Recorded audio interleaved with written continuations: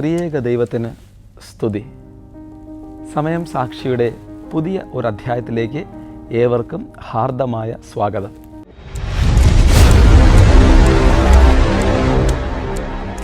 പ്രിയരെ, ആകാശത്തിലൂടെ യഥേഷ്ടം വിഹരിക്കുന്ന പക്ഷികൾ മനുഷ്യർക്ക് നയനമനോഹരമാണ്, എന്നും ആവേശമാണ്.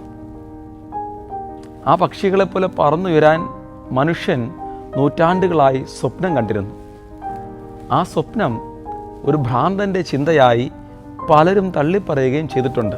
പക്ഷേ ആ സ്വപ്നത്തെ യാഥാർത്ഥ്യമാക്കാൻ രണ്ട് സഹോദരന്മാർ ജീവിതം മുഴുവൻ നീക്കിവെച്ചു. പറക്കാൻ ചിറകുകളുള്ള ഒരു യന്ത്രം ഉണ്ടാക്കുക എന്നതിനേക്കാൾ അതിനെ നിയന്ത്രിക്കുക എന്നതായിരുന്നു ആ സഹോദരന്മാരുടെ മുമ്പിലെ ഏറ്റവും വലിയ വെല്ലുവിളി. ആ 12 സെക്കൻഡ് പറക്കൽ കൊണ്ട് അവർ ചരിത്രം മാറ്റി എഴുതി. ആ നിമിഷം മനുഷ്യരാശിയുടെ മുഴുവൻ ഭാവിയെയും മാറ്റിമറിച്ചു. സമയം സാക്ഷിയിലൂടെ ഇന്ന് നമ്മൾ സംസാരിക്കുന്നത് വിൽബർ റൈറ്റ്, ഓർവിൽ റൈറ്റ് എന്നീ റൈറ്റ് സഹോദരന്മാരെ കുറിച്ചാണ്. ഒരു ചെറിയ സൈക്കിൾ കടയിൽ നിന്ന് തുടങ്ങി ലോകം കീഴടക്കിയ ആ മഹാപ്രതിഭകളുടെ കഥയിലേക്ക് നമുക്കൊന്ന് കടക്കാം.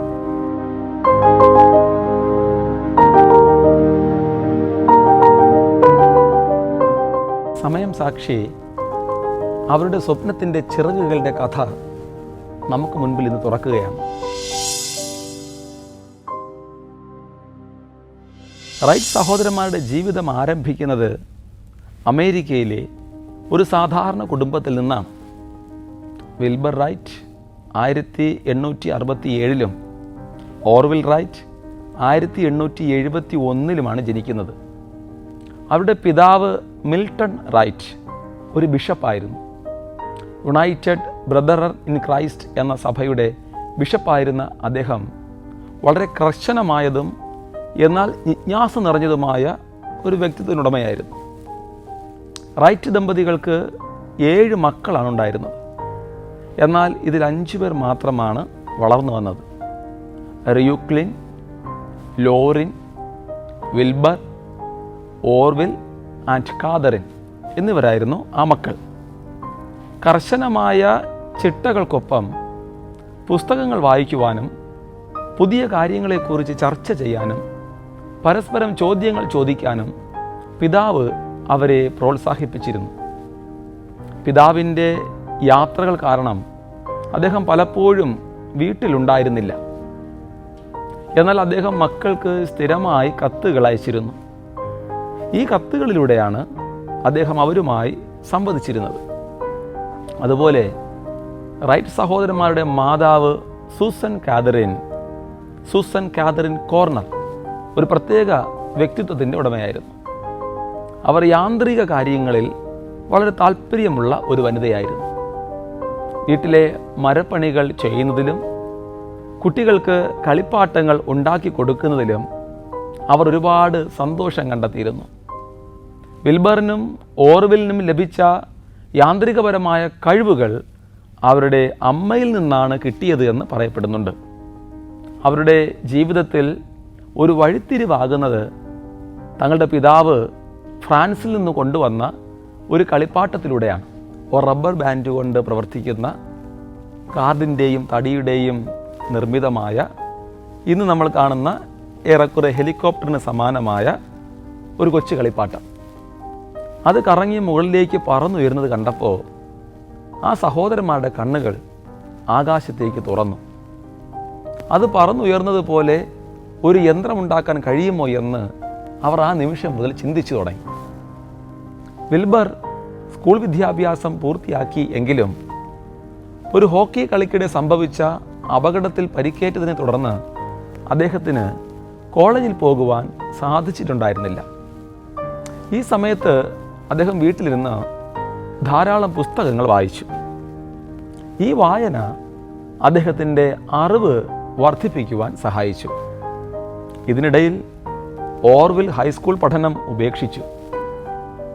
അവർക്ക് സ്വന്തമായി എന്തെങ്കിലും ചെയ്യണമെന്ന് 2 പേർക്കും ആഗ്രഹമുണ്ടായിരുന്നു. അങ്ങനെ 1889 ഓർവിൽ സ്വന്തമായി ഒരു പ്രിൻറ്റിംഗ് പ്രസ് നിർമ്മിച്ച് ഒരു അച്ചടിശാല തുടങ്ങി. അപ്പോഴും ദിവസങ്ങൾക്ക് മുമ്പ് ആ കളിപ്പാട്ടത്തിലൂടെ അവർ കണ്ട കാഴ്ച അവരുടെ മനസ്സിൽ വല്ലാതെ തങ്ങി നിൽക്കുന്നുണ്ടായിരുന്നു. വിൽബറും ഈ പ്രിൻറ്റിംഗ് പ്രസ്സിൽ അദ്ദേഹത്തെ സഹായിച്ചു. അവർ വെസ്റ്റ് സൈഡ് ന്യൂസ് എന്ന പേരിൽ ഒരു പത്രം വരെ പ്രസിദ്ധീകരിച്ചു. ഈ ജോലിയിലൂടെ അവർക്ക് സ്വയം പര്യാപ്തതയും യാന്ത്രിക കാര്യങ്ങളിലുള്ള അവരുടെ വൈദഗ്ധ്യവും വർദ്ധിച്ചു. അങ്ങനെ ഇരിക്കെയാണ് 1890കളിൽ അമേരിക്കയിൽ സൈക്കിൾ വിപ്ലവം നടക്കുന്നത്. പുതിയ സേഫ്റ്റി ബൈസൈക്കിൾ കണ്ടുപിടിച്ചതോടെ സൈക്കിൾ യാത്ര കൂടുതൽ സുരക്ഷിതമായി. ഇത് സൈക്കിൾ നിർമ്മാണ മേഖലയെ ലാഭകരമായ ഒരു വ്യവസായമാക്കി മാറ്റി. അവരുടെ അച്ചടിശാല പ്രതീക്ഷിച്ചത്ര വിജയിച്ചില്ല. എന്നാൽ അച്ചടി യന്ത്രങ്ങൾ നിർമ്മിച്ചപ്പോൾ ലഭിച്ച വൈദഗ്ധ്യം സൈക്കിളുകൾ ഉണ്ടാക്കാനും അവയെ നന്നാക്കാനും അവർക്ക് സഹായകമായി മാറി. ഈ സാമ്പത്തിക സാധ്യതയും യാന്ത്രിക കാര്യങ്ങളോടുള്ള താല്പര്യവും കൂടിയായപ്പോൾ 1892 അവർ അച്ചടിശാല അവസാനിപ്പിച്ച് ഒരു സൈക്കിൾ കട തുടങ്ങി. ഈ സൈക്കിൾ കട അവരുടെ ജീവിതത്തിലെ നിർണായകമായ ഒരു ഘട്ടമായിരുന്നു. സൈക്കിളുകൾ ഉണ്ടാക്കുകയും നന്നാക്കുകയും ചെയ്തതിലൂടെ അവർക്ക് യന്ത്രങ്ങളുടെ പ്രവർത്തനത്തെക്കുറിച്ചും ബലതന്ത്രത്തെക്കുറിച്ചും അതിലുപരി സന്തുലിതാവസ്ഥയെക്കുറിച്ചും ബാലൻസ് ഇവയെക്കുറിച്ച് ആഴത്തിൽ മനസ്സിലാക്കാൻ സാധിച്ചു. പറക്കുന്ന ഒരു യന്ത്രത്തിന് ചിറകുകൾ ഉണ്ടാകുന്നതിനേക്കാളും പ്രധാനം അതിനെ എങ്ങനെ നിയന്ത്രിക്കാമെന്ന് മനസ്സിലാക്കിയതാണ് ആ സഹോദരന്മാരുടെ ഏറ്റവും വലിയ കഴിവ്. ഈ സൈക്കിൾ കട അവരുടെ പരീക്ഷണശാലയായി മാറുകയായിരുന്നു.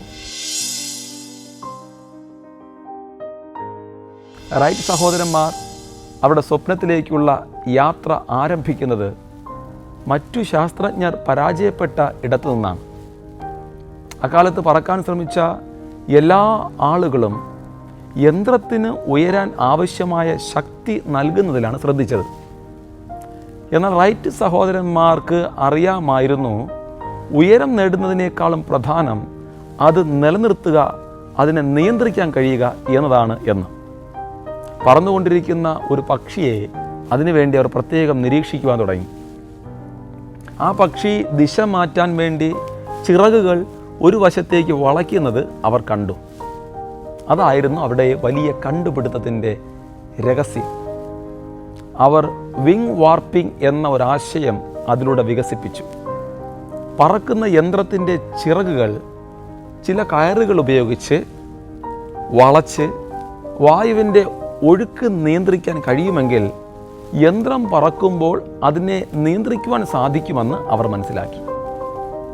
ഈ ആശയം പിന്നീട് ആധുനിക വിമാനങ്ങളിലെ എയിലറോണുകൾക്ക് അടിസ്ഥാനമായി മാറി. ഇവിടെ പരീക്ഷണങ്ങൾക്ക് അനുയോജ്യമായ ഒരു സ്ഥലം കണ്ടെത്തേണ്ടത് ആ സമയം വളരെ അത്യാവശ്യമായി വന്നു. സ്ഥിരമായ കാറ്റുള്ളതും മണൽ നിറഞ്ഞതുമായ ഒരു പ്രദേശം അവർക്ക് ആവശ്യമായിരുന്നു. കാരണം ഒരുപക്ഷെ വീഴ്ച സംഭവിച്ചാൽ പരിക്കേൽക്കാതെ രക്ഷപ്പെടാൻ കഴിയുന്ന രീതിയിൽ. അങ്ങനെയാണ് അവർ നോർത്ത് കരോലിനിയയിലെ കിറ്റി ഹോക്ക് എന്ന സ്ഥലം തിരഞ്ഞെടുക്കുന്നത്. 1900 മുതൽ 1902 വരെ 2 വർഷക്കാലം അവർ ഗ്ലൈഡറുകൾ ഉപയോഗിച്ച് നിരവധി പരീക്ഷണങ്ങൾ നടത്തി. ചില പരീക്ഷണങ്ങൾ പരാജയപ്പെട്ടപ്പോൾ അവർ തങ്ങളുടെ കണക്കുകൂട്ടലുകൾ വീണ്ടും പരിശോധിച്ച് പുതിയ രൂപകൽപ്പനകൾ ഉണ്ടാക്കി. ഈ കഠിനാധ്വാനമാണ് 1903 അവർക്ക് വിജയം സമ്മാനിച്ചത്. ആ സമയം അവസാനത്തെ വെല്ലുവിളി എന്നത് ഒരു എൻജിൻ നിർമ്മിക്കുക എന്നതായിരുന്നു. ആ സമയത്ത് നിലവിലുണ്ടായിരുന്ന ഒരു എൻജിനും അവരുടെ ആവശ്യങ്ങൾക്ക് അനുയോജ്യമായിരുന്നില്ല. അതുകൊണ്ട് അവർ സ്വന്തമായി ഒരു പെട്രോൾ എൻജിൻ ഉണ്ടാക്കി. വെറും 12 കുതിരശക്തിയുള്ളതും വളരെ ഭാരം കുറഞ്ഞതുമായ ഒരു എൻജിൻ.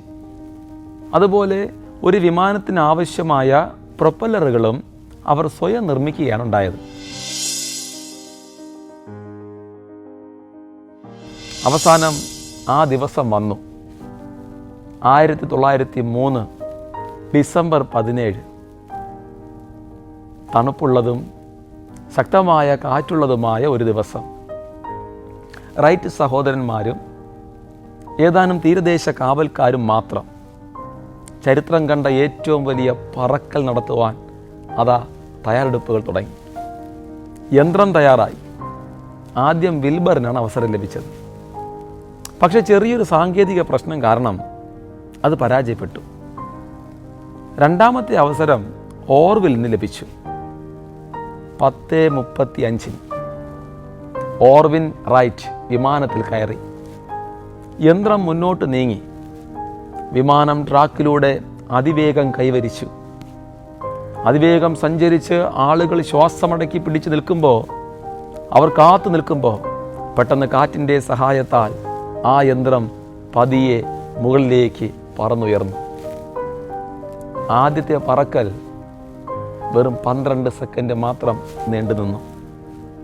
അത് 120 അടി ദൂരം സഞ്ചരിച്ചു. അത് വളരെ കുറഞ്ഞ സമയവും ദൂരവുമായിരുന്നു. എന്നാൽ അത് മനുഷ്യരാശിയുടെ ചരിത്രത്തിലെ ഏറ്റവും നിർണായകമായ സമയവും ദൂരവുമായിരുന്നു. ലോകം പറക്കാൻ പഠിച്ച ആദ്യത്തെ നിമിഷം. ആ ദിവസം അവർ 4 പറക്കലുകൾ കൂടി നടത്തിയെന്നാണ് ചരിത്രം പറയുന്നത്. അതിലേറ്റവും ദൈർഘ്യമേറിയത് വിൽബർ പറത്തിയത് തന്നെയായിരുന്നു. 59 സെക്കൻഡ് നീണ്ട ആ പറക്കലിൽ 852 അടി ദൂരം അവർ താണ്ടി. ഈ മഹത്തായ നേട്ടം ആരും അങ്ങ് കാര്യമായി എടുത്തില്ല. പത്രപ്രവർത്തകരും പൊതുജനങ്ങളും ഇതിനെ അവിശ്വസനീയമായിട്ടാണ് കണ്ടത്. അതുകൊണ്ട് അവരുടെ കണ്ടുപിടുത്തം ലോകം അറിയാൻ പിന്നെയും വർഷങ്ങളെടുത്തു. അവർ തങ്ങളുടെ പരീക്ഷണങ്ങൾ തുടർന്നുകൊണ്ടേയിരുന്നു.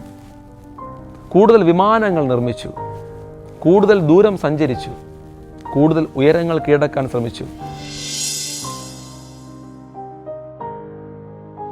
റൈറ്റ് സഹോദരന്മാരുടെ ജീവിതം നമുക്ക് വെറും ശാസ്ത്രീയ കണ്ടുപിടുത്തങ്ങളുടെ കഥ മാത്രമല്ല, അതിലുപരി ഒരു ജീവിത സന്ദേശം കൂടിയാണ് നൽകുന്നത്. അവരുടെ ജീവിതം ഇന്നും പ്രസക്തമായിരിക്കുന്നത് ചില പ്രത്യേക കാരണങ്ങളിലാണ്.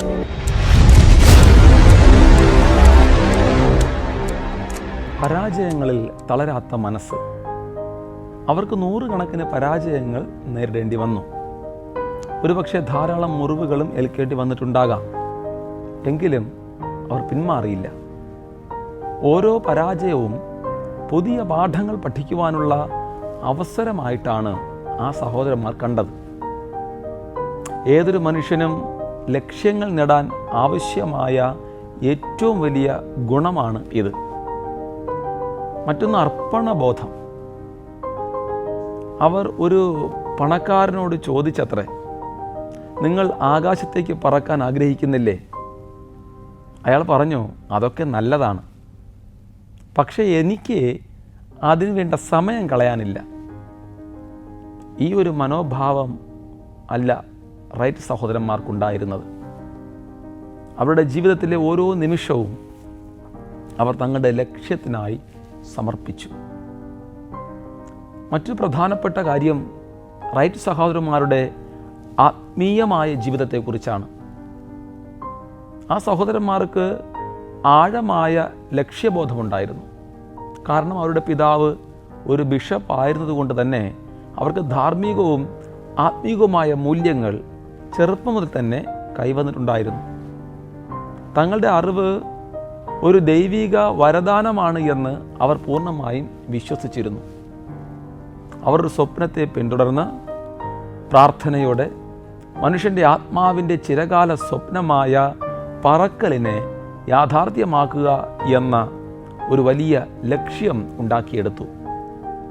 പ്രപഞ്ചത്തിലെ നിയമങ്ങളെ മനസ്സിലാക്കുകയും ദൈവത്തിൻ്റെ സൃഷ്ടിയായ പക്ഷികളെ പോലെ പറന്നുയരുവാൻ ശ്രമിക്കുകയും ചെയ്തപ്പോൾ അവർ ശാസ്ത്രത്തെയും ആത്മീയതയെയും ഒരുപോലെ കണ്ടു. A desire to fly is a desire to approach God. പറക്കാനുള്ള ആഗ്രഹം ദൈവത്തോട് അടുക്കുവാനുള്ള ആഗ്രഹമാണ് എന്ന് വിശ്വസിച്ചിരുന്ന ഒരു സമൂഹത്തിലാണ് അവർ വളർന്നത്. അവരുടെ കഠിനാധ്വാനം ഒരുതരം ആത്മീയ യാത്ര തന്നെയായിരുന്നു. സ്വന്തം കഴിവുകളിലും കഠിനാധ്വാനത്തിലും അതിലുപരി തങ്ങളുടെ ലക്ഷ്യത്തിലും അവർക്ക് വിശ്വാസമുണ്ടായിരുന്നു. ഇനിയൊന്ന് സഹോദര ബന്ധമാണ്. ബൈബിളിൽ തന്നെ പറയുന്നുണ്ട്, ഇതാ സഹോദരന്മാർ ഒത്തൊരുമിച്ച് വസിക്കുന്നത് എത്ര ശുഭവും എത്ര മനോഹരവും എന്ന്. അവരുടെ വിജയം അവർ ഒറ്റയ്ക്ക് നേടിയെടുത്തതല്ല. അവർ പരസ്പരം വിശ്വസിച്ചു, അവരുടെ കഴിവുകൾ പരസ്പരം പങ്കുവച്ചു, ഒരു പ്രത്യേക ലക്ഷ്യത്തിന് വേണ്ടി ഒരുമിച്ച് ചിന്തിക്കുകയും ഒരുമിച്ച് പ്രവർത്തിക്കുകയും ചെയ്തു. ഇത് അവർക്ക് ഒരു വലിയ ശക്തിയായി മാറി. റൈറ്റ് സഹോദരന്മാർക്ക് പിന്നീട് അവരുടെ കണ്ടുപിടുത്തത്തിൻ്റെ പാറ്റന്റിനായി നിയമയുദ്ധങ്ങൾ ഏറെ നടത്തേണ്ടി വന്നു എന്നാണ് ചരിത്രം പറയുന്നത്. എങ്കിലും അവർ വിജയിച്ചു. 1909 അവർ റൈറ്റ് കമ്പനി സ്ഥാപിച്ചു. ലോകത്ത് ആദ്യമായി വിമാനം നിർമ്മിക്കുകയും വിൽപ്പന നടത്തുകയും ചെയ്ത കമ്പനിയായിരുന്നു അത്. റൈറ്റ് സഹോദരന്മാർ കേവലം യന്ത്രങ്ങൾ ഉണ്ടാക്കിയവരല്ല, അവർ മനുഷ്യരാശിയുടെ ഭാവിയെ മാറ്റിമറിച്ചവരാണ്. ഒരു സാധാരണ സൈക്കിൾ കടക്കാരൻ ലോകം കണ്ട ഏറ്റവും വലിയ കണ്ടുപിടുത്തക്കാരനായി മാറിയ കഥയാണ്. അവരുടെ സ്വപ്നത്തിൻ്റെ ചിറകുകളിൽ മനുഷ്യരാശി പറന്നുയർന്ന ആ നിമിഷമാണ് റൈറ്റ് സഹോദരന്മാരുടെ ചരിത്രം എന്നും ഓർമ്മിക്കുന്നത്. പ്രിയരെ, ഒരു ലക്ഷ്യത്തിന് വേണ്ടി രക്തബന്ധങ്ങൾ കൈകോർത്തപ്പോൾ സംഭവിച്ച അത്ഭുതത്തെക്കുറിച്ചാണ് ഇന്ന് നമ്മൾ യഥാർത്ഥമായും ചിന്തിച്ചത്. ഇന്ന് ആകാശത്തിലൂടെ വിമാനങ്ങൾ സഞ്ചരിക്കുന്നത് കാണുമ്പോൾ ഒരു സൈക്കിൾ കടക്കാരുടെ ആ സഹോദരന്മാരുടെ സ്വപ്നങ്ങൾക്ക് ചിറക് വന്നതാണ് അത് എന്ന് ചിന്തിക്കുമ്പോഴാണ് ഈ സാക്ഷ്യപ്പെടുത്തൽ അന്വർത്ഥമായി മാറുന്നത്, സാർത്ഥകമായി മാറുന്നത്. സമയത്തിൻ്റെ മറ്റൊരു സാക്ഷ്യപ്പെടുത്തലുമായി മറ്റൊരു അധ്യായത്തിൽ നമുക്ക് വീണ്ടും കാണാം. നന്ദി.